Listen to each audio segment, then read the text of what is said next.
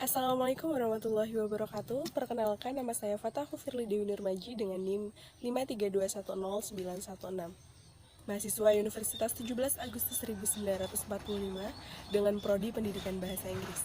Jadi di sini saya akan melaksanakan tugas dari Bapak Mahfud MPD sebagai dosen pendidikan Pancasila, yang mana saya akan menjelaskan sedikit tentang pendapat saya tentang konflik yang ada di tanah Papua melalui pendapat sebagai seorang mahasiswa yang Pancasilais.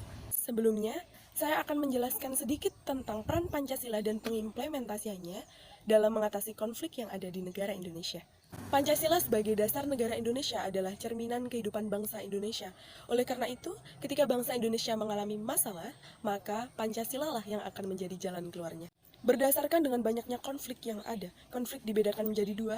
Yang pertama yakni konflik internasional, dan yang kedua adalah konflik non-internasional atau biasa, atau terkenal dengan sebutan sebagai perang saudara. Perang saudara ini adalah perang sengketa bersenjata yang terjadi antara pemberontak dengan instansi pertahanan pemerintahan negara.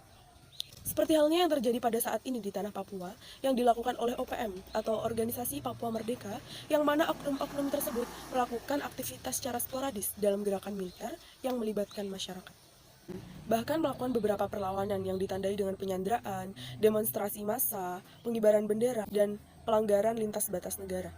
Mengenai hal tersebut, konflik di tanah Papua merupakan konflik yang tidak mencerminkan kemanusiaan yang adil dan beradab. Kekerasan yang dilakukan oleh ormas Papua tersebut bisa jadi merupakan suatu sulutan untuk membuat Indonesia terpecah, di mana yang dibarengi dengan gerakan-gerakan yang separatis. Konflik tersebut tentu tidak mencerminkan nilai-nilai Pancasila, terutama Pancasila sila kedua yang berhubungan dengan sila ketiga. Karena adanya konflik di Papua tersebut dapat menimbulkan suatu perpecahan, maka konflik tersebut harus benar-benar dituntaskan, harus benar-benar diselesaikan, agar keutuhan NKRI tetap terjaga. Sekian video saya mengenai pendapat saya tentang konflik yang ada di tanah Papua.